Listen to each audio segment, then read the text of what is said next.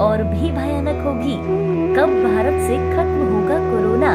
क्या अब बच्चों पर भी मंडरा रहा है खतरा? राम राम जी की दोस्तों, मैं इति दीक्षित आप सभी का स्वागत करती हूँ। हम आपके लेकर के आए हैं एक बहुत ही इंटरेस्टिंग टॉपिक और हमेशा की तरह आपके सभी सवालों के जवाब देने के लिए हमारे साथ मौजूद हैं आचार्य राजीव शुक्ला जी। राम राम जी की गुरु जी। फ्रेंड्स, पिछले एक साल से हमारे देश और दुनिया को एक बहुत ही खतरनाक मुसीबत ने घेर रखा है, जिसकी वजह से कई परिवार तबाह हो गए, कई लोगों की मौतें हो गई, कई लोगों के व्यवसाय चले गए। जी हाँ, आपने सही समझा, मैं बात कर रही हूँ कोरोना पैंडेमिक की। इस कोरोना पैंडेमिक की दूसरी लहर से हमारा देश जूझ रहा है और इस टाइम पे हमारे बहुत सारे लोगों की डेथ्स हुई हैं, हमारे अपनों को लोगों ने खोया हुआ है। तो गुरुजी प्लीज आप हमें ये बताइए कि कब तक ये कोरोना पैंडेमिक, ये कोरोना हमारे भारत से जाएगा? देखिए, सर्वप्रथम तो बड़ा ही ये दुखद एक एपिसोड रहा हमारे राष्ट्र के साथ, और राष्ट्र ही नहीं, क्योंकि वसुंधरा योग एक होता है जब इस प्रकार की समस्याएं आती हैं, हर 100 साल बाद रिपीट होता है। उस प्रकार के योग में ये साल आ गया 2020-2021। तो ये बहुत ही दुखद रहा और हम सबकी, हमारी पूरी टीम की संवेदनाएं हैं उन लोगों के साथ जिन्होंने अपने परिजनों को खोया है। बहुत ही दुखद समय देखा है। हम सब लोग एक दूसरे की मदद करने का संकल्प करें। और अब मैं आता हूँ आपके सवाल। हर व्यक्ति ये सोच रहा है कि ये कब जाएगा। इसमें ये ध्यान देने वाली बात है, जब भी कभी जीवाणु और विषाणु आ जाते हैं, विशेष रूप से राहु और केतु के एडवर्स गोचर पे, यानी जब वो गोचर ठीक नहीं बैठता,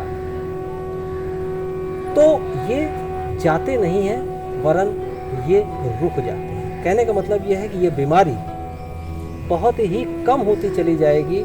अच्छी बात यह है कि मॉर्टेलिटी रेट इसमें मिनिमाइज होता चला जाएगा और नए नए नूतन आविष्कार होते चले जाएंगे, और ये बीमारी आने वाले समय में एक नॉर्मल बीमारी, नॉर्मल वायरल जो होते हैं उसके हिसाब से हो जाएगी। इसमें मॉर्टेलिटी लगभग 0 हो जाएगी। ये अच्छी खबर है। लेकिन ये कहना कि कोरोना कब जाएगा, तो ये एक बीमारी तो रहेगी, लेकिन दबी रहेगी। दबी रहने का मतलब ये हुआ कि अब इससे इतनी समस्याएं आने वाले समय में नहीं है, जैसा कि कई लोग कह भी रहे हैं कि ये समस्या और बढ़ सकती है। तो अब ये समस्या धीरे धीरे कम ही होगी ज्योतिषीय आकलन के हिसाब से, क्योंकि शनिदेव भी वक्री होके इस बीमारी को बिल्कुल कुचल डालने के मूड में है।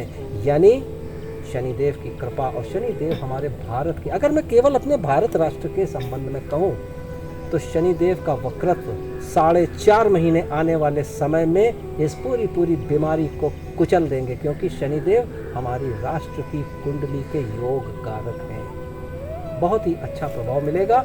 4.5 महीने कम से कम आज के वक्तव्य से आप इंतज़ार और करिए। आप देखेंगे धीरे धीरे करके ये सारी समस्या चली जा रही है। हाँ, आने वाले समय में कुछ अन्य प्रकार की समस्याओं से जूझने के लिए भी तैयार रहना पड़ेगा। इसके लिए सचेत भी रहना। जी गुरुजी, जैसा कि मीडिया और सोशल मीडिया पे ये रोज खबरें आती हैं कि तीसरा वेव आने वाला है, तो आपको क्या लगता है, क्या सच में ऐसा कोई तीसरा वेव आएगा जो कि बहुत ही ज्यादा खतरनाक होगा, पहले और दूसरे से भी ज्यादा खतरनाक?